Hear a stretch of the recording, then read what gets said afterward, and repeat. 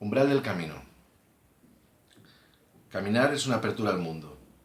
Restituye en el hombre el feliz sentimiento de su existencia. Lo sumerge en una forma activa de meditación que requiere una sensorialidad plena. A veces, uno vuelve de la caminata transformado, más inclinado a disfrutar del tiempo que a someterse a la urgencia que prevalece en nuestras existencias contemporáneas. Caminar es vivir el cuerpo, provisional o indefinidamente. Recurrir al bosque, a las rutas o a los senderos no nos exime de nuestra responsabilidad, cada vez mayor con los desórdenes del tiempo, pero nos permite recobrar el aliento, aguzar los sentidos, renovar la curiosidad. Caminar es a menudo un rodeo para reencontrarse con uno mismo.